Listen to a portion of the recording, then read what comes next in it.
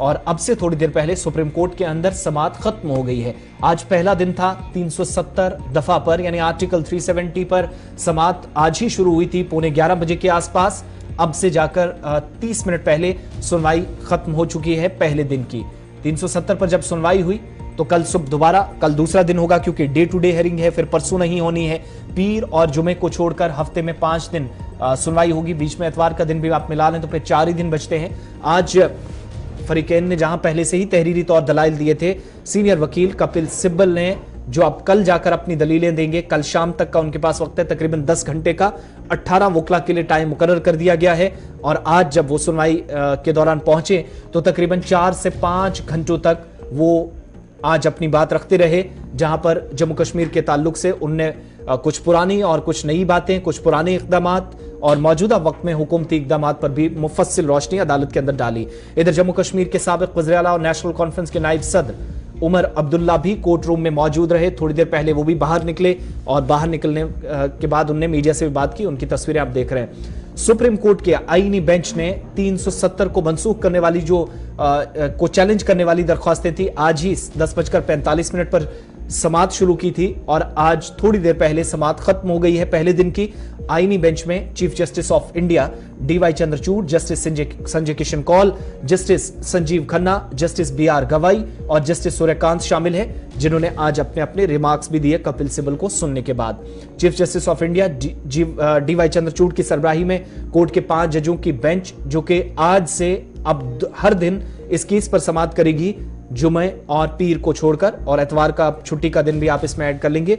कुल मिलाकर 2 मरकज के ज़ेर इंतज़ाम इलाकों में तकसीम करने वाला 5 अगस्त का जो फैसला था उसे चैलेंज करने वाली 20 के करीब अर्जियां थी। और आज आपको यह भी बताते चलें कि 2 मार्च 2020 से कबल समाअत की जरूरी कार्रवाइयों को मुकम्मल करने के लिए दरख्वास्तों की समाअत 11 जुलाई को हुई थी और आईनी बेंच ने इस मामले को 7 जजों की बेंच को भेजने की जरूरत के खिलाफ फैसला सुनाया था।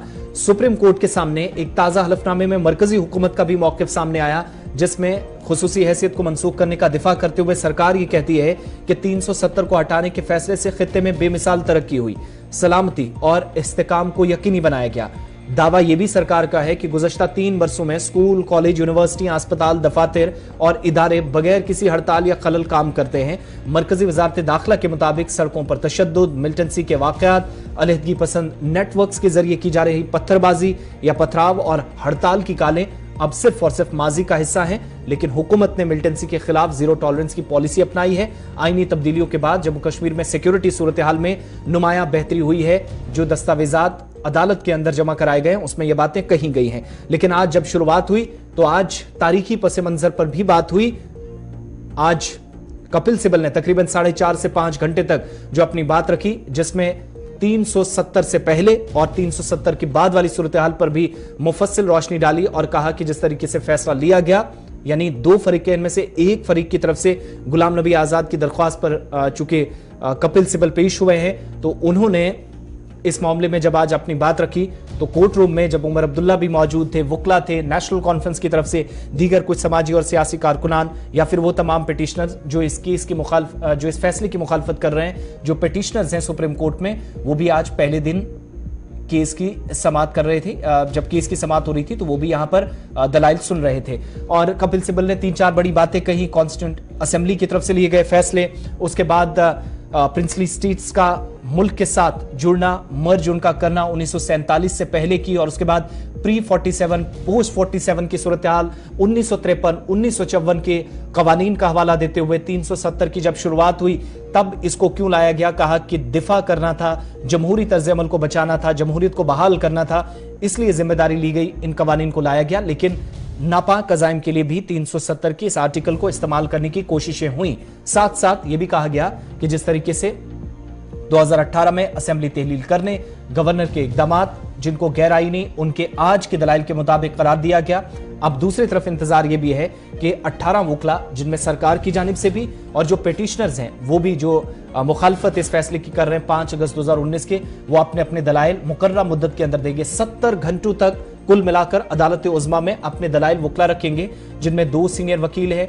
एक कल तक अपने जो दलाइल हैं वो तकरीबन फिनिश कर लेंगे। कल शाम तक कपिल सिब्बल 10 घंटे का वक्त उनके पास है। इसी तरीके से एडवोकेट सुब्रमण्यम के पास 10 घंटे का वक्त है। उसके बाद जम्मू कश्मीर से आए वकला, उनको भी वक्त दिया गया है, किसी को 2 घंटे, किसी को 8 मिनट, किसी को 10 मिनट।